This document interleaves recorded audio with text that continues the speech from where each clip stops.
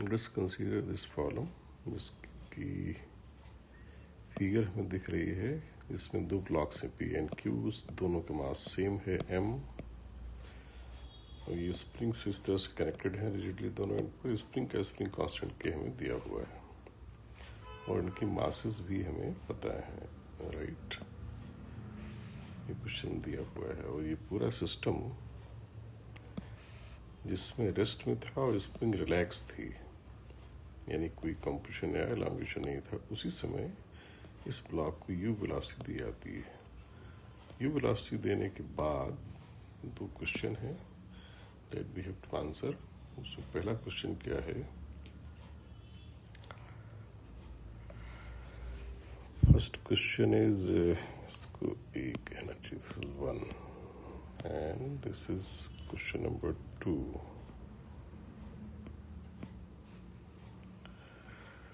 पहला क्वेश्चन है कि at the moment when extension in the spring becomes x, जिसमें स्प्रिंग में एक्सटेंशन एक्स हो जाता है, ऑब्वियसली जब उसको फेंकेंगे तो ये आगे बढ़ेगा, फिर पीछे से भी आएगा ड्यू टू पुल।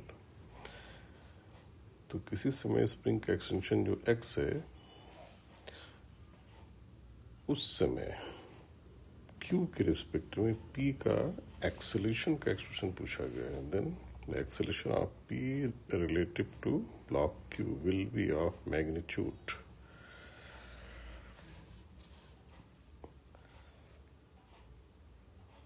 तो इसके 4 ऑप्शन है, वी हैव टू आंसर।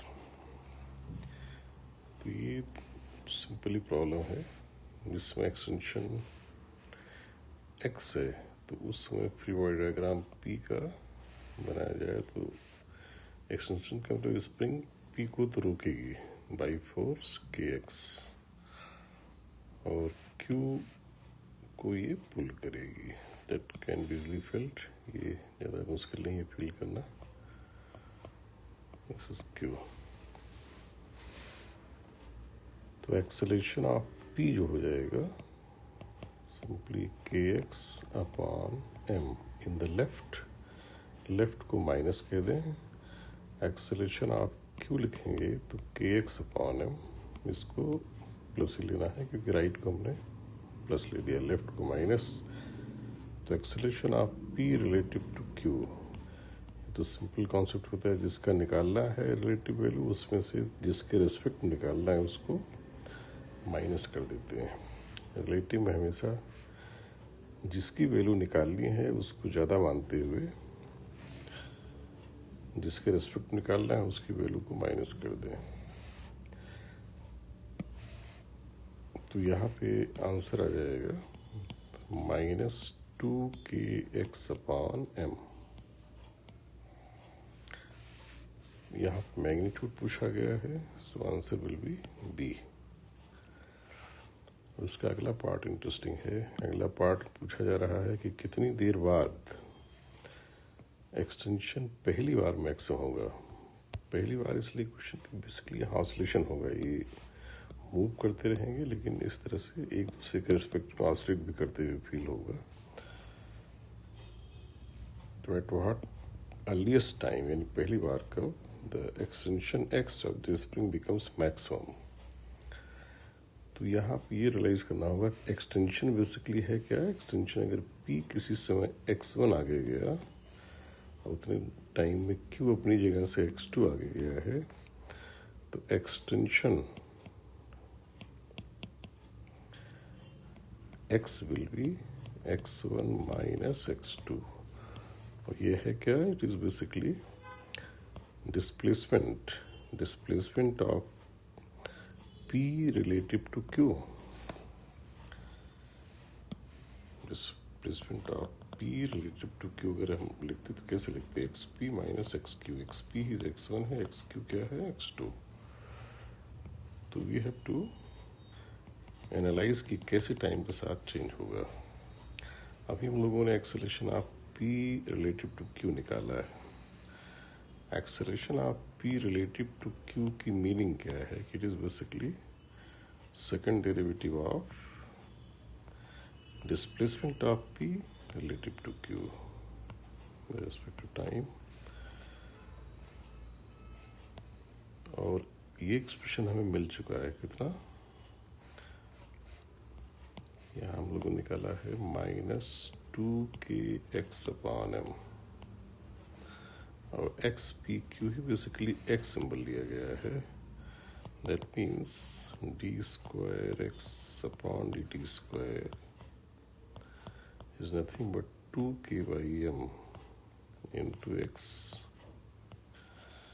तो ये क्वेश्चन देख के हमें तुरंत SHM की प्रॉपर्टी याद आनी चाहिए. SHM की प्रॉपर्टी के अकॉर्डिंग किसी वेरिएबल का सेकेंड डेरिवेटिव, उसका सिंबल डॉट ले लें, double dot is equal to -ω²x. अगर इस फॉर्म में है then this quantity is going to perform SHM. ये सिंपल हार्मोनिक मैनर में वेरी करेगी. और ऐसे केस में x का सोल्यूशन इस फॉर्म का हो जाता है a sin ω_t plus some angle theta, जिसमें कि एम्पलीट्यूड थीटा, ये सब इनिशियल कंडीशन से निकल आते हैं. फिलहाल इतना हमें जानने की जरूरत नहीं, केवल हमें ये फील करना है कि this x is going to change harmonically. This x is going to change harmonically, जिसका ओमेगा कितना है, √2k/m. Omega is √2k/m.